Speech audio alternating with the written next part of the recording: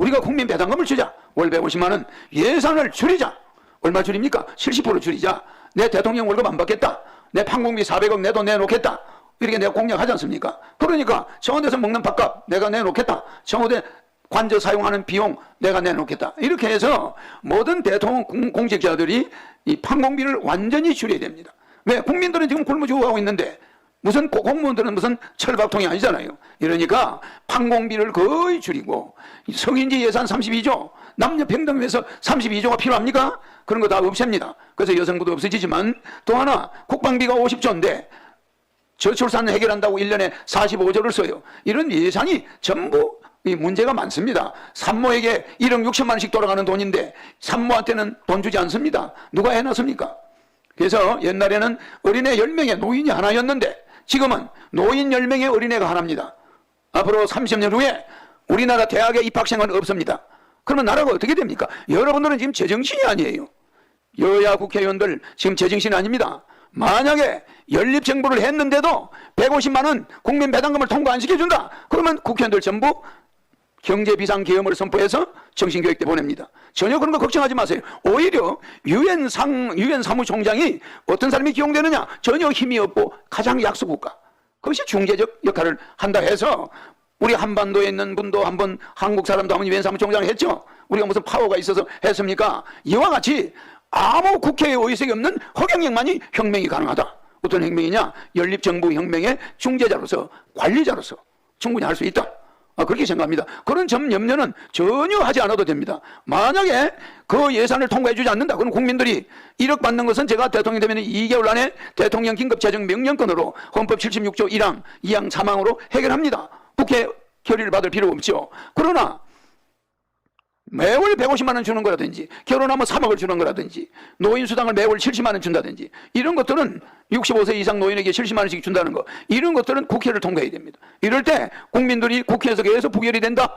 국민들이 저보고 저는 국민투표를 적극 실시할 겁니다. 국민투표에서 80% 이상이 국회 정신교육대 보내라. 새로 한 100명 뽑아가지고 이거 좀 통과해다오. 뭐 이러면 할 수 없죠. 그게 바로 혁명입니다. 정치혁명입니다. 우리 존경하는 우리 배병유 경제통을 대표님, 제가 그 경제적인 걸 많이 우리 배 회장이 그걸 많이 봤습니다만은 뭐 우리나라 경제계 원로인데 그런 지나간 사고로는 대한민국 경제에 살릴 수 없습니다. 우리는 북쪽으로 나가야 됩니다. 우리는 시베리아로 나가야 되고 몽골로 나가야 됩니다. 우리 권은희 박사님 차례입니다. 네.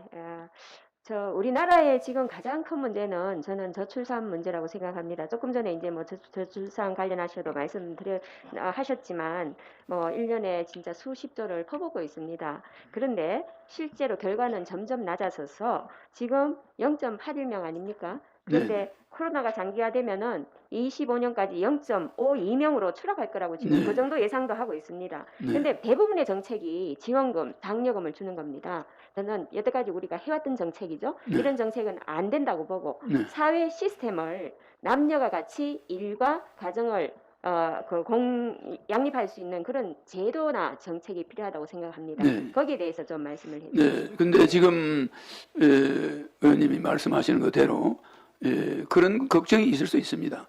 그러나 저는 국가 예산이 70% 정도가 이명박 대통령 때 국가 예산이 200조였습니다. 근데 박근혜 때 380조. 이게 예산이 연간 23%씩 불어나더니 문재인 대통령 때 610조입니다. 제가 대통령 되면 임기 5년 동안의 예산은 1000조가 됩니다. 1000조. 국가 예산을 1000조로 봤을 때 70%, 300조만 국가가 써도 이명박 대통령 때 국가 예산 200조가 거기서 40%가 복지 예산입니다. 실제 국가는 얼마 못 썼습니다. 120조 정도 썼어요. 그러면 우리나라 살림이라는 게 150조면 뒤집어 씁니다. 거짓말 하는 게 아닙니다. 여러분들 생각과 제 생각이 다른 거예요. 여러분들 국회의원들 월급 다 받고, 그거 뭐 다 이것저것 해외 여행 가고, 시의원들, 구의원들 해외 여행비까지 주고, 여야 대통령 후보한테 500억씩 주고, 이런 나라는 세계에서 없습니다. 그 국회 예산 결산하는 분들은 뭐 하는 분들입니까? 제 말은 얼마든지 예산은 축소될 수가 있고, 옛날에 이명박 대통령이 있을 때 긴축 그때로 돌아갈 수가 있습니다. 그래서 우리 국민이 배고픈데 국가는 배 안 고프겠다? 그건 안 됩니다. 저는 대한민국 긴축재정 시대로 들어갑니다. 그러면서 불필요한 건축은 지방 예산을 집행권을 중앙에서 다 가져옵니다. 지방세 없앱니다. 국세로 바꿨습니다. 전부 해서 저는 그것을 국가가 예산을 중앙에서 통과를 집행하기 때문에 지방에서 공사를 하나 하는 것도 국가에서 결제를 받아야 됩니다. 살림살이가 달라집니다. 예산 남아납니다. 네, 후보님. 제 질문은요. 예산을 써서 하는 거는 별로 실효성이 지금 없다. 근데 그러니까- 사회 제도를 가지고 네. 우리 지금 모 의원님이 말씀하는 대로 그런 사회 제도를 자꾸 바꾼다고 그러는데 그게 마침 출산에서 나타나요. 이거 연간 45조를 가지고 저출산을 맨날 시스템을 연구합니다. 그런데 인구는 점점 0.8, 0.7로 내려갑니다. 이 무슨 말씀이냐면은 연구하지 마세요. 절대 연구하지 마시고 산모한테 그냥 주세요. 1억 6천씩.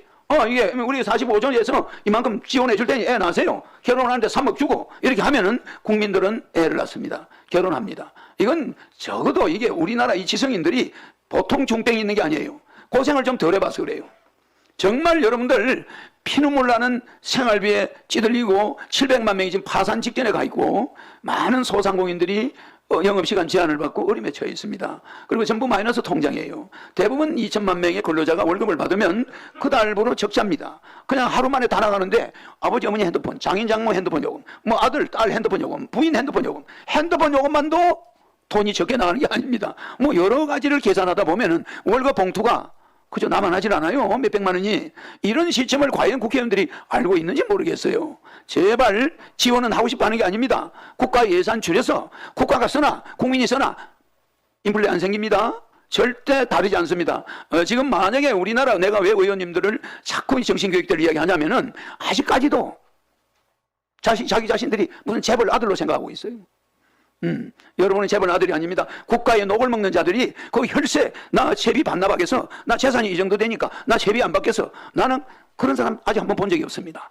정말 내가 의원이면은 나 재산이 뭐 한 100억 되니까 난 세비 안 받아도 돼. 나는 국민을 위해서 이 세비를 반납하겠어. 난 특혜도 반납하겠어. 이런 의원을 내가 본 적이 없습니다. 대한민국 앞으로 이대로 두면은 국회의원 때문에 망할